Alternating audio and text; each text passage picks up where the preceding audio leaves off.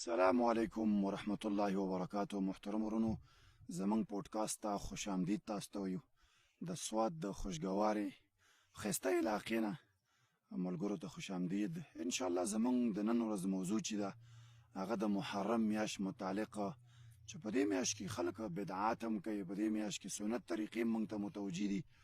یو سني مسلمان هغه به څنګه پوه شي چې په کومو اعمالو باندې ماته عمل کول پکار دي، څه معنی زه راتګ وکړم چې الله ته نږدې شم او څه نه ځان وساتم. نو په دې میاشت متعلق موږ سره شیخ صاحب ګوهر موجود دی. انشاءالله دوی نه به هم پوښتنې کوي انشاءالله او ملګري رهنمایي به کېږي. شیخ صاحب محترم، دې میاشت متعلق موږ ته وضاحت وکړئ چې یو مسلمان څه وکړي دې میاشت کې. روژې شته، نور عبادتونه شته؟ وعلیکم السلام ورحمت الله وبرکاته. ټول ناول خو زه شکریا ادا کوم د شیخ صاحب محترم چې مونږ د خپل پوسټکاسټ ته وغوښتو. دې میاشت کې الله رب العالمین دې میاشت له یو لوی عزت ورکړی دی. قرآن په دې باندې ګواه دی. اعوذ بالله من الشیطان الرجیم. قرآن کې الله رب العالمین فرمایي ان عدة الشهور عند الله 12 شهرا. نو الله رب العالمین وایي چې 12 میاشتې دي د الله په نسبت باندې، څلور په هغې کې محرم میاشتې دي چې هغه عزتمند میاشتې دي، یو په هغې کې محرم دی. نو محرم یو لوی د فضیلت نه ډک میاشت دی. نبي صلی الله علیه وسلم په دې میاشت کې ډېر عبادتونه ښودلي دي، خاص کر روژه، چې نبي صلی الله علیه وسلم په حدیث کې فرمایلی دي چې ان افضل الصيام بعد رمضان، چې ټول نه افضل ترینې روژې وروسته د رمضان نه هغه د 10 روژې دي، کوم چې محرم دی د 10 روژې دي. نو دا ډېر عظیمه میاشت ده او ډېر فضیلت والا میاشت ده. په دې میاشت کې روژې نیول دا پکار دي خلکو له، او دغه شانتې نور عبادتونه ورسره کول پکار دي.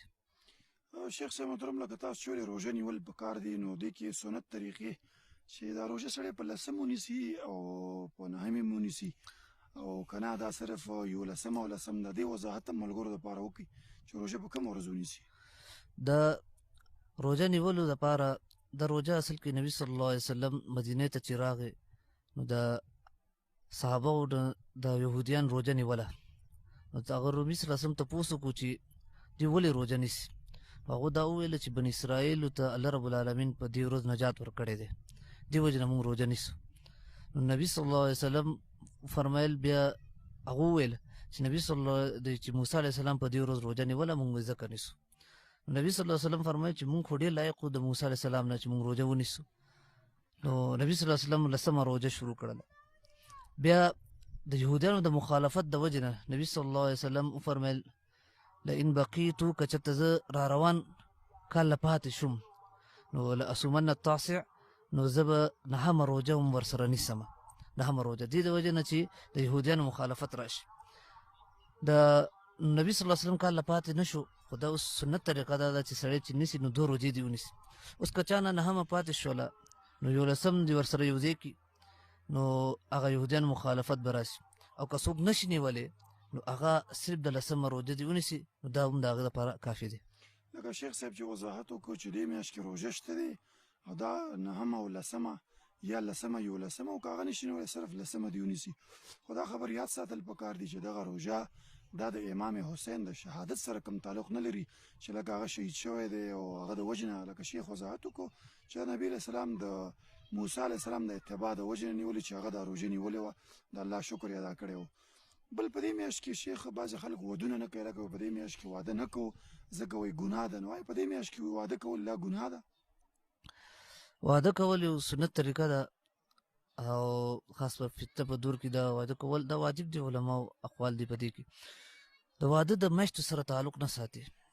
واده ستا د وس سره تعلق ساتي چې ستا وس یو شرعي واده وي، نو دا ته هر میاشت کې کولی شي.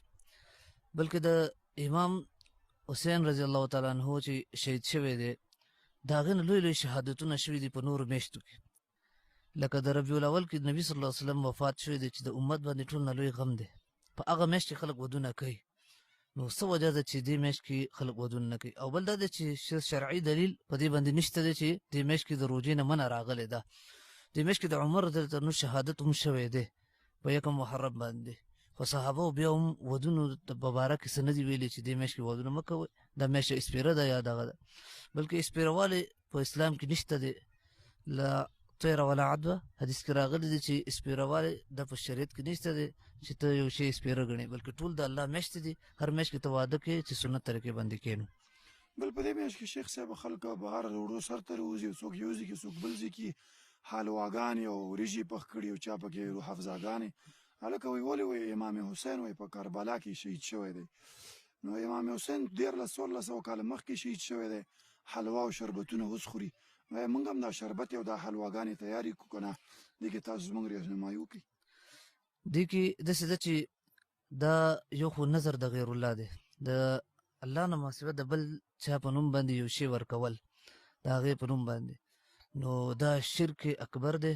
او لوی شرک دی دې سره سړی خارج عن ملت اسلام نه وځي نو ځکه چې دا د غیر الله د طرف ته د هغې د تقرب دپاره دا ورکول دی لکه خلک د حسین په نوم باندې رضی الله تعالی عنه یا حسن رضی الله تعالی عنه په نوم باندې یا د اهل بیت په نوم باندې د حلواګانې په دې ورځو کې پخوي نو دا ټول اول خو شرکي اعمال دی که چا شرک غرض هم نه وي نو عقلا هم دا شی ممتنع دی ځکه چې څنګه ته یو خوراک وکړې هغې فایده بل چا ته رسي هلته کې قبر کې او هغه ستا د فایدې نه خبر هم نه دی بل قرآن په دې باندې ګواه دی چې بل احیاء عند ربهم یرزقون حسین رضی الله تعالی شهید شوی دی اهل بیت کوم هلته کې شهید شوي دي هغو ته رب العالمین په جنت کې رزق ورکوي هغو ته د دنیا رزق سره حاجت نشته دی سره ضرورت نشته دی نو دا خبره په دې باندې هم ده بل دا دی چې صدقې کول دې دپاره شریعت څه وخت مقرر کړی نه دی ماسوه د بعضې صدقاتو نه چې فرضي صدقات دي لکه زکات شو هغې دپاره یو کال پس ټیم دی